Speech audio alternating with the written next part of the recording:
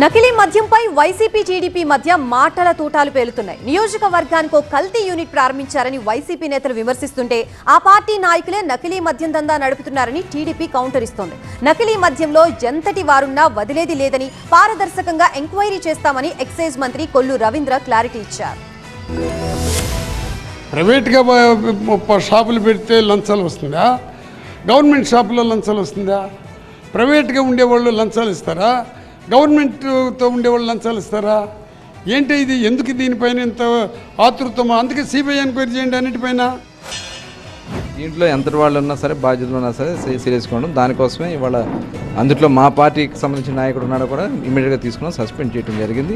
ఇలాగే ఎవరున్నా సరే, ఎవరికి దీంట్లో ఇన్వాల్వ్మెంట్ ఉన్నా సరే వదిలిపెట్టే సమస్య లేదు. దానికోసం ట్రాన్స్పరెంట్గా ఉండడం కోసం ప్రతి బాటిల్ కూడా ట్రాక్ చేసుకోవడానికి ఇవాళ మేము ఒక యాప్ కూడా క్రియేట్ చేసాం. ఆ యాప్ కూడా రేపేళ్ళలో దాన్ని కూడా ప్రజలకు అందుబాటులో తీసుకొస్తాం జరుగుతుంది. ఏ విధంగా నకిలీ బాటిల్ని తయారు చేసుకోగలిగారు, ఏ విధంగా నకిలీకి సంబంధించినటువంటి ఆ స్టిక్కర్లు ఏదైతే ఉన్నాయో వాటికి సంబంధించినటువంటి ఆ లేబుల్స్ని తయారు చేసుకోగలిగారు, ఏ విధంగా వాటికి సీల్డ్ అసలు బాటిల్కి వేసినట్టుగానే సీల్డ్ వేయగలిగారు అనేటువంటిది చూస్తే దీంట్లో ప్రభుత్వ పెద్దల పాత్ర స్పష్టంగా ఉంది అనేటువంటిది ప్రతి ఒక్కరికి అర్థమయ్యేటువంటి పరిస్థితి. గత పాలకులు చేసినటువంటి పాపాలే ఈరోజు శాపాల కింద ఉన్నాయి.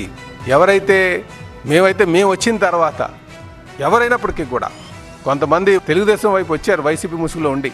వారిని మేము ఎవరైనప్పటికీ కూడా ఖచ్చితంగా వాళ్ళ మీద తగు చర్యలు తీసుకుంటామని చెప్తున్నాం. తమిళనాడు నుంచి వచ్చిన ఒక కూలి పని చేసే వ్యక్తి, ఒక చిన్న వ్యాపారం చేసుకునేవాడు ఇంత నకిలీగా బాటలను తయారు చేయగలుగుతాడా?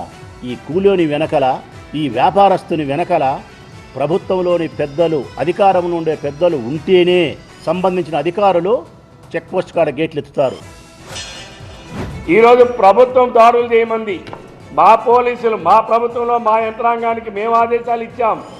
కల్తీ మద్యం ఎక్కడున్నా నిరోధించాలి, కల్తీ మద్యం మీద దాడులు చేయండి, ఎక్కడున్నా కూడా అంతవేయండి, ఎంతటి వారినైనా సరే ఉపేక్షించమని చెప్పి నిరూపించినటువంటి నాయకుడు చంద్రబాబు నాయుడు గారు.